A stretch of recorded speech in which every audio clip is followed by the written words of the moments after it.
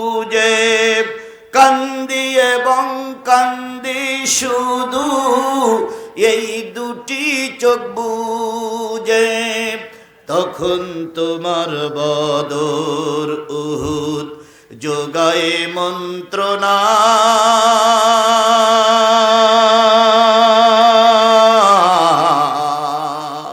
রসুল আমার কাজে কর্মের অনুপ্রেরণা, রসুল আমার ভালোবাসা। সেই নবীজির নামে দুরূদ সাল্লাল্লাহু আলাইহি ওয়াসাল্লাম। বন্ধুগণ, যথার্থই মানিক ভাই বলেছেন 23 সালে আমাকে এই গাবতলীতে ঢুকতে দেওয়া হয়নি। আমি ভাই বগুড়া পর্যন্ত আসছিলাম, কিন্তু প্রশাসন থেকে ফোন গেল, হুজুর আপনি কোথায়? আমি বললাম কেন?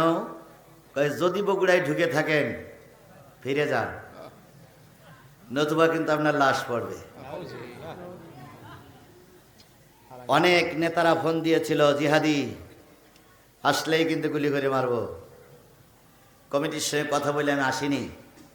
যারা আমাকে গুলি করে মারতে চেয়েছিলেন, যারা আমাকে গ্রেফতার করতে চাইছিলেন, তাকাই দেখেন তারা সব পালিয়ে গেছে। কথা বলেন, কথা বলেন, কথা বলেন। পাশে একটা জায়গায় মাহফিল হয়েছিল, সেই মাহফিলে নেতা পিস্তল এরকম টেবিলের পরে রেখে বলেছিল, জিহাদ এই কথা বললি ওই হবে, ওই কথা বললি ওই হবে, ওই কথা বললি ওই হবে। সেদিন পাশে বসাই রেখে কথা বলে বাঘের বাচ্চার মতন চলে গেছিলাম, কেন সিট্টি বারণী? আর আজকে মঞ্চে সব বিএনপি জামাতের লোক দিয়ে ভরা, আজকে তো ধারে কাছে আসার সুযোগই পাবা না। আজকেই জনগণ জীবন্ত কবর দেবে। কি ভয় দেখাই তো আমাদের। ইয়া করেঙ্গা, খিয়া করেঙ্গা, নেই করেঙ্গা, সেই করেঙ্গা, এখন বাংলাদেশে নেই থাকেঙ্গা।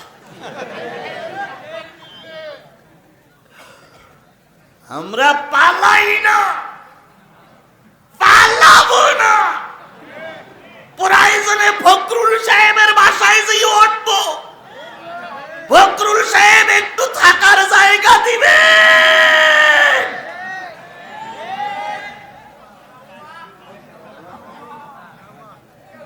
ফখরুল সাহেব এখন দরজা খুলে শুয়ে থাকে, মাঝে মাঝে কয় এত দরজা খুলে শুয়ে থাকে, কিন্তু সে মেহমান আসে না।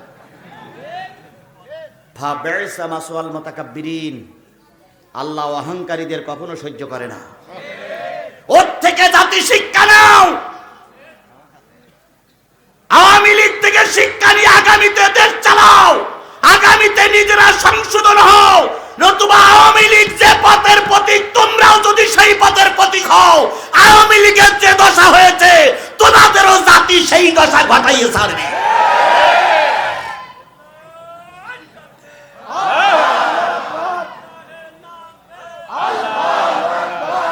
একটা জাতি যখন পদস্খলন হয়, একটা জাতি যখন বিপদে পড়ে ওই থেকে আর একটা জাতির শিক্ষা নিতে হয়। যদি শিক্ষা না নাও, তাহলে ওদেরও যে দশা হয়েছে তোমাদেরও সেই দশাই হবে।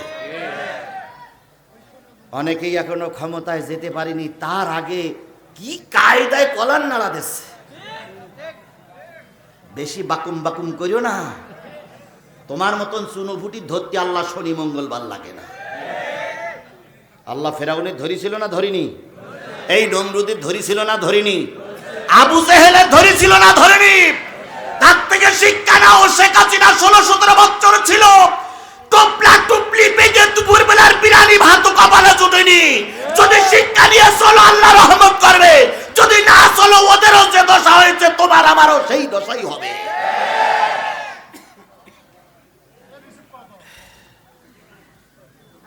আমি কিন্তু ভারতের হুজুর না, বলো, আমার গতিকে আমাকে চলতে দিতেই হবে। আমি কখনো জীবনে গতি পাল্টাই ওয়াজ করিনি, আজকেও গতি পাল্টাই ওয়াজ হবে না। কোরআন হাদিস থেকেই কথা হবে ইনশাআল্লাহ। ইনশাআল্লাহ বলেন, ইনশাআল্লাহ বলেন। আল্লাহ আমাদের ধৈর্যের সঙ্গে মোকাবেলা করার তৌফিক দান করুক। আপনারা কি সব মারা গেছেন না বেঁচে আছেন? বুকে হাত দিয়ে দেখেন তো মারা গেছেন না বেঁচে আছেন? আমি কোরআনের সূরা হামিম আস-সিজদার 2টা আয়াত পড়েছি। 2টা আয়াতের পরে কথা হবে। যতক্ষণ কথা হবে ততক্ষণ ময়দানে থাকবেন তো আপনারা? আমাকে বিপদে ফেলাই রেখে পালাই যাবেন? কেটা কেটা হাত তোলেন। তাই যদি না হয় এখানে শাবাব টিকে জিহাদি কোরআন হাদিসের কথা বলবে। কার গায়ে লাগলো আর কার পকেটে গেল ওতে জিহাদের কিছু যায় আসে না। তবে যতক্ষণ শেষ মোনাজাত না হবে ততক্ষণ ময়দান থেকে কোনো পুরুষ লোক উঠে চলে যাবে না। যারা যাবে এরা কাপুরুষ। সুতরাং শেষ মোনাজাত পর্যন্ত থাকতে হবে। কারা কারা রাজি আছেন 2 হাত উঁচু করে আল্লাহরে দেখান।